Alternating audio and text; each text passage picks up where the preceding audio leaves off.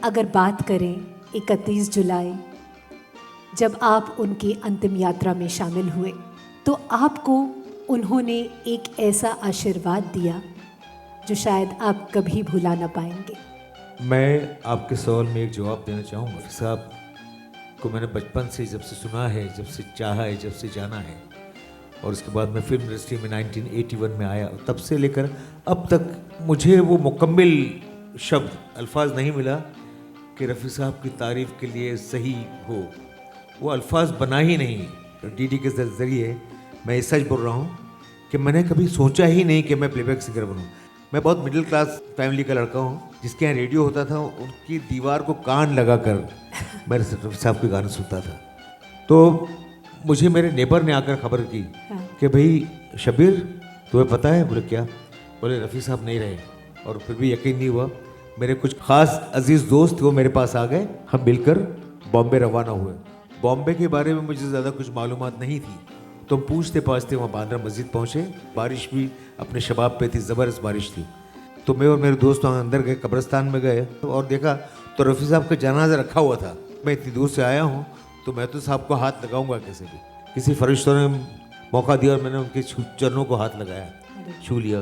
तो जो डंडा पड़ा था मुझे, तो उस वक्त मेरे हाथ में एक घड़ी थी और मुझे ड्राइंग का शौक़ था, तो अपने पॉकेट में एक पेन रखता था, स्केच पेन। तो मैंने ऐसे झुका और रफ़ी साहब के पैरों को छुआ और नीचे और से बहुत से लोग थे, उनके हाथ भी थे। मैंने ऐसा उतारा तो मेरे हाथ में एक घड़ी जो ऐसे लूज हो गई थी, वो घड़ी अंदर गिरी और पेन जो थी रफ़ी साहब के कब्र में दफन हो गई। तो उसके बाद से कि वो चाहत थी जिसकी वजह से मुझे गाना वाना आज भी नहीं आता है, लेकिन वही चाहत थी शायद जिसकी वजह से रफ़ी लोगों ने कहना शुरू किया कि रफ़ी साहब ने आपकी घड़ी को लेकर आपका टाइम संवारने की कोशिश की, आपका टाइम संवारा। और आज जो भी हूँ उनकी वजह से हूँ, उनकी चाहत की वजह से। और मेरे माँ बाप के अच्छे संस्कार हैं, उनकी नेकियाँ हैं जो जिसने मुझे पे किया, और आज मैं आपके सामने एज ए प्लेबैक सिंगर बैठा हूँ। रफ़ी साहब के जितने डेवोटीज हमारे साथ यहाँ पर हैं, सब एक से बढ़कर एक। हमारे साथ भोपाल से आए हैं मंसूर फारूकी साहब, और जहाँ तक हम जानते हैं आपने अपने घर को रफ़ी साहब के सामान के साथ, उनके बहुत सारे रिकॉर्ड्स के साथ पूरा एक म्यूज़ियम बनाया है। तो रफ़ी साहब के लिए ये जो दीवानगी थी, इस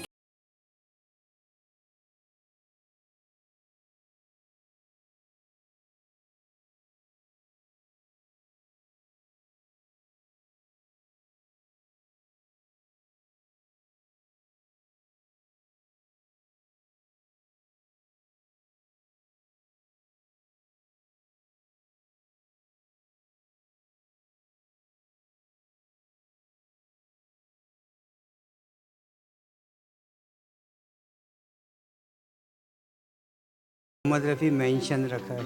वाह, तालियां तो बनती हैं। बहुत खूब, बहुत खूब, थैंक यू। देखिए, हम मंसूर जी से तो मिले ही, हमारे बीच एक ऐसे ही और शख्स मौजूद हैं जिन्होंने अपने घर पर ही म्यूजियम बना रखा है, जिनके पास 6000 से भी ज़्यादा गानों के कलेक्शन है। सब बहुत बहुत स्वागत है आपका अरुण गौतम जी। अच्छा, आपके पास पर्सनल टाई भी है, उसकी क्या कहानी है? कैसे मिली आपको उनकी पर्सनल टाई? सबसे पहले तो मैं दूरदर्शन की पुण्य भूमि को मैं प्रणाम करता हूँ कि रफ़ी साहब का इंतकाल से पहले यहाँ लाइव शो हुआ था दूरदर्शन में। मेरी ज़िंदगी के दो असूल थे कि एक महान शख्स को मैं अपना आइडल बना के खुदा की तलाश करूँगा। रफ़ी साहब ही मेरे खुदा हैं, रफ़ी साहब ही भगवान हैं, रफ़ी साहब ही फरिश्ता हैं।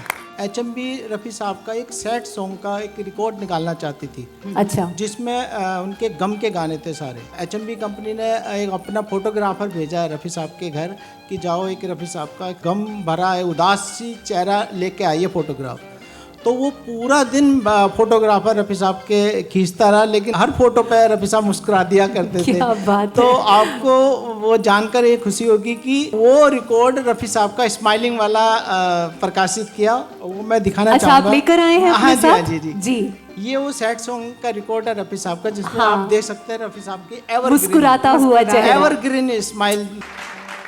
ये जो टाई पहनी है, हाँ। यास्मीन दीदी ने इत्तेफाक से ये टाई मेरे पास आई। ये वो सेम टाई है जो रफ़ी साहब ने। क्या बात है। देशों में जितने शोज किए हैं तो आप देखेंगे कि ये टाई उन्होंने पहनी हुई है। मैंने ये देखी छोटा सा सूटकेस के अंदर रफ़ी साहब का एक विजिटिंग कार्ड संभाल के रखा हुआ। ये रफ़ी साहब का ओरिजिनल विजिटिंग कार्ड है जो रफ़ी साहब दिया करते थे। अब हम जाते जाते क्या वो गीत रफ़ी साहब का सुन सकते हैं जो आपको बेहद पसंद हो? जी, ये गाना मुझे ही नहीं, आपको नहीं, बल्कि सारी दुनिया को पसंद है। इस बात को कबूल करते हैं कि तुम मुझे भुला ना पाओगे। क्या बात तो है। हम अग्री करते हैं, सारी दुनिया अग्री करती है। बिल्कुल जी।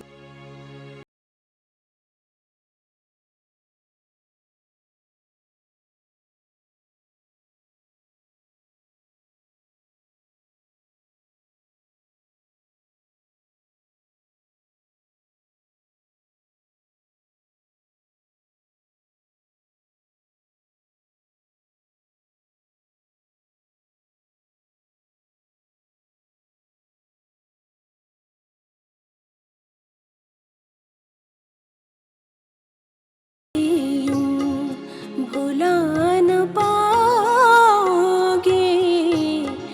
जब कभी भी सुनो